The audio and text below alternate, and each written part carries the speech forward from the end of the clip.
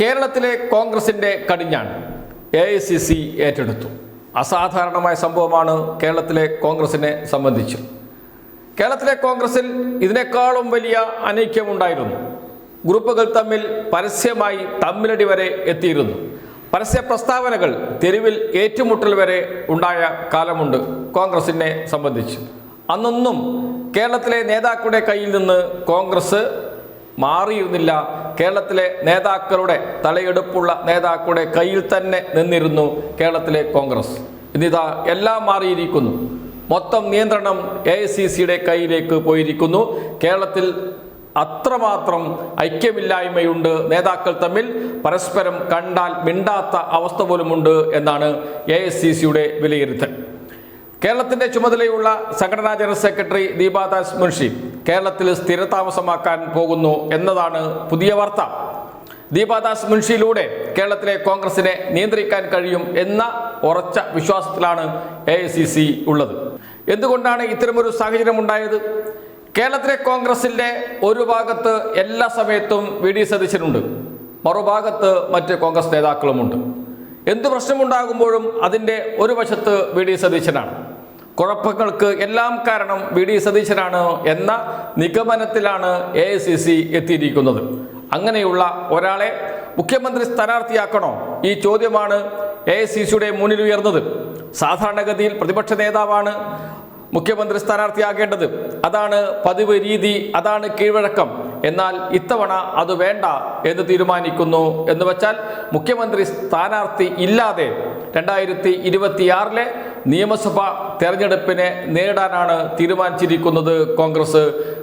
VD Satheesan ഈ നിലയിൽ പോയാൽ എന്ത് വിശ്വാസത്തിൽ അദ്ദേഹത്തെ മുഖ്യമന്ത്രി സ്ഥാനാർത്ഥിയാക്കും? UDF എങ്ങാനും ജയിച്ചാൽ എങ്ങനെ മുഖ്യമന്ത്രിയാക്കും? AICC പറഞ്ഞാൽ, ഹൈക്കമാൻഡ് പറഞ്ഞാൽ കേൾക്കാത്ത ഒരാളെ മുഖ്യമന്ത്രിയാക്കിയാൽ അത് പിന്നീട് കോൺഗ്രസിന് വലിയ തലവേദനയാകും എന്നാണ് കോൺഗ്രസ് നേതാക്കൾ കണക്ക് കൂട്ടുന്നത്. അതുകൊണ്ട് VD സതീശനെ മാറ്റി നിർത്താനാണ് തീരുമാനം. പ്രതിപക്ഷ നേതൃസ്ഥാനത്ത് തുടരും, പക്ഷേ മുഖ്യമന്ത്രി സ്ഥാനാർത്ഥിയാകില്ല. മറ്റൊരു സുപ്രധാന വാർത്തയുണ്ട്. KC വേണുഗോപാൽ കേരളത്തിൽ സജീവമാകില്ല എന്നതാണ്. KC വേണുഗോപാൽ കേരളത്തിൽ സജീവമാകുന്നു. ഞാനിവിടെ സജീവമായിട്ടുണ്ടല്ലോ, ഞാൻ ആലപ്പുഴയിലെ MP അല്ലേ തുടങ്ങിയ ചോദ്യങ്ങൾ മാധ്യമപ്രവർത്തകരോട് ചോദിച്ചതോടുകൂടി പുതിയ ചർച്ചയ്ക്ക് തുടക്കം കുറിച്ചു കേരളത്തിൽ. കോൺഗ്രസിൻ്റെ UDFൻ്റെ മുഖ്യമന്ത്രി സ്ഥാനാർത്ഥി മറ്റാരുമല്ല, അത് KC വേണുഗോപാലാണ് എന്ന് കോൺഗ്രസിനകത്ത് വലിയ പടപ്പുറപ്പാട് തന്നെ തുടങ്ങി. KC വേണുഗോപാലിനെതിരെ വലിയ നീക്കം തന്നെ നടന്നു. VD സതീശൻ ഒരു ഭാഗത്ത് KC വേണുഗോപാലിനെതിരെ പടപ്പുറപ്പാട് നടത്തി. കേരളത്തിൽ ഞാൻ സജീവമാണ് എന്ന് പറഞ്ഞതിന് തൊട്ടു പിന്നാലെ ഇതേക്കുറിച്ച് അഭിപ്രായം ചോദിച്ച മാധ്യമപ്രവർത്തകരോട് VD സതീശൻ്റെ പ്രതികരണം നമ്മുടെ മുന്നിലുണ്ട്, മുകളിലേക്ക് കൈ ചൂണ്ടി റെഡ് അലർട്ടാണ് എന്ന് പറഞ്ഞത്. അത് വലിയ ചർച്ചയായി മാറുകയും ചെയ്തിരുന്നു. അതോടുകൂടി KC വേണുഗോപാലിനോട് ഹൈക്കമാൻഡ് പറഞ്ഞു, കേരളത്തിൽ സജീവമാകേണ്ട കാര്യമില്ല. സംഘടനാ ജനറൽ സെക്രട്ടറി എന്ന നിലയിൽ ദില്ലി കേന്ദ്രീകരിച്ച് പ്രവർത്തിക്കണം. അത്യാവശ്യ ഘട്ടങ്ങളിൽ MP എന്ന നിലയിൽ കേരളത്തിൽ പോവുകയും പ്രവർത്തനങ്ങൾ നടത്തുകയും ഒക്കെ ചെയ്യാം. എന്നാൽ സംഘടനാ കാര്യങ്ങളിൽ സജീവമായി ഇടപെടേണ്ട എന്ന നിർദ്ദേശം കൊടുക്കുകയും ചെയ്തു. അങ്ങനെ വരുമ്പോൾ ആരായിരിക്കും UDFൻ്റെ മുഖ്യമന്ത്രി സ്ഥാനാർത്ഥിയാകാൻ പോകുന്ന ആൾ? ഹൈക്കമാൻഡിൻ്റെ മനസ്സിൽ ആരാണ് ഉള്ളത്? മറ്റാരുമല്ല, ശേഷിക്കുന്നത് രമേശ് ചെന്നിത്തല തന്നെയാണ്. ഇനിയിപ്പോൾ രമേശ് ചെന്നിത്തലയെ മറികടന്ന് ശശി തരൂരോ മറ്റോ വരുമോ എന്ന ചോദ്യം ഉണ്ട്. പക്ഷേ അത്ര വലിയ മണ്ടത്തരമൊന്നും ഹൈക്കമാൻഡ് ചെയ്യില്ല. കാരണം ശശി തരൂർ വന്നാൽ ഹൈക്കമാൻഡിനോടൊപ്പം നിൽക്കില്ല, ഹൈക്കമാൻഡ് പറയുന്നത് അനുസരിക്കില്ല എന്ന് കൃത്യമായും അറിയാം AICC നേതാക്കൾക്ക്. അതുകൊണ്ട് ശശി തരൂരിനെ ഒരിക്കലും മുഖ്യമന്ത്രിയാക്കില്ല. അങ്ങനെ വരുമ്പോൾ AICCക്ക് പ്രിയപ്പെട്ടവനും ഹൈക്കമാൻഡ് പറയുന്നത് അതേപടി അനുസരിക്കുകയും കേരളത്തിലെ UDF ഘടകകക്ഷികൾക്ക് സ്വീകാര്യനും എല്ലാ സമുദായ സംഘടനകൾക്കും സ്വീകാര്യനുമായ രമേശ് ചെന്നിത്തല, NSSന് യാതൊരു എതിർപ്പുമില്ല രമേശ് ചെന്നിത്തലയോട്, SNDP യോഗത്തിന് യാതൊരു എതിർപ്പുമില്ല. അതേപോലെ തന്നെ UDFലെ പ്രധാന ഘടകകക്ഷിയായ മുസ്ലിം ലീഗ് ആഗ്രഹിക്കുന്നതും രമേശ് ചെന്നിത്തല വരണമെന്നാണ്. കാരണം VD സതീശനോട് മുസ്ലിം ലീഗിന് അത്ര അടുപ്പമില്ല, കടുംപിടുത്തക്കാരനാണ്, എടുത്തുചാട്ടക്കാരനാണ്, നിലപാടില്ലാത്ത ആളാണ് തുടങ്ങിയ വിമർശനങ്ങളുണ്ട് മുസ്ലിം ലീഗിന് VD സതീശനെ സംബന്ധിച്ച്. അതുകൊണ്ട് തന്നെ ഏവർക്കും സ്വീകാര്യൻ, ഏവർക്കും പ്രിയപ്പെട്ടവൻ അത് രമേശ് ചെന്നിത്തലയാണ് എന്ന ചർച്ച ഇതിനകം കേരളത്തിൽ ഉയർന്നു വന്നിട്ടുണ്ട്. തനിക്കെതിരെയുള്ള ആരോപണങ്ങൾ മറികടക്കാൻ, കേരളത്തിൽ ഒന്ന് ചൂടുറപ്പിക്കാൻ വലിയ PR ടീമിനെ സമീപിച്ചിട്ടുണ്ട് വി ഡി സതീശൻ എന്ന വാർത്തകളും പുറത്തു വരുന്നുണ്ട്.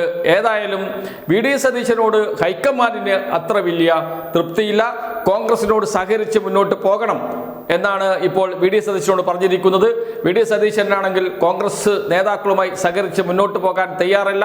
വി ഡി സതീശൻ പറയുന്നത് പോലെ കേട്ട് ആദ്യഘട്ടത്തിൽ കെ സുധാകരനെ മാറ്റി സണ്ണി ജോസഫിനെ കൊണ്ടുവന്നു. സണ്ണി ജോസഫുമായും സഹകരിക്കാൻ തയ്യാറാകുന്നില്ല വി ഡി സതീശൻ.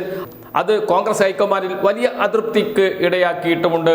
അതുകൊണ്ട് തന്നെയാണ് അടുത്ത മുഖ്യമന്ത്രി സ്ഥാനാർത്ഥി അത് വി ഡി സതീശനാകേണ്ടതില്ല എന്ന നിലപാടിലേക്ക് എത്തിയത് ഹൈക്കമാൻഡ്. അതുകൊണ്ട് ഒരേ ഒരു വഴി, എല്ലാവർക്കും UDF നേതാക്കൾക്ക്, കോൺഗ്രസ് നേതാക്കൾക്ക്, സമുദായ സംഘടനകൾക്ക് ഒക്കെ സ്വീകാര്യനായ രമേശ് ചെന്നിത്തല എന്ന നിലയിലേക്ക് വന്നിട്ടുണ്ട് ഹൈക്കമാൻഡ്. ഇപ്പോൾ ആരെയും പ്രഖ്യാപിക്കേണ്ട ഒരു കോർ കമ്മിറ്റി രൂപീകരിക്കാം. ആരൊക്കെയാണ് കോർ കമ്മിറ്റിയിൽ? AICC ജനറൽ സെക്രട്ടറിമാർ എന്ന് വെച്ചാൽ ദീപാദാസ് മുൻഷി, KC വേണുഗോപാൽ. പ്രവർത്തക സമിതി അംഗങ്ങൾ AK ആന്റണി, രമേശ് ചെന്നിത്തല, ശശി തരൂർ, കൊടിക്കുന്നിൽ സുരേഷ്.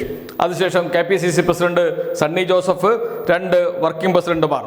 അതിനുശേഷം മുൻ KPCC പ്രസിഡന്റുമാർ K Sudhakaran, Mullappally Ramachandran, MM Hasan, K Muraleedharan തുടങ്ങിയവർ. അതോടൊപ്പം പ്രതിപക്ഷ നേതാവ്. ഇങ്ങനെ 17 പേരടങ്ങുന്ന ഒരു കോർ കമ്മിറ്റി രൂപീകരിച്ച് തെരഞ്ഞെടുപ്പ് പ്രവർത്തനവുമായി മുന്നോട്ട് പോകാം എന്നതാണ് ഹൈക്കമാൻഡിന്റെ നിർദ്ദേശം. അത് അംഗീകരിക്കേണ്ടി വന്നു കേരളത്തിലെ കോൺഗ്രസ് നേതാക്കൾക്ക്.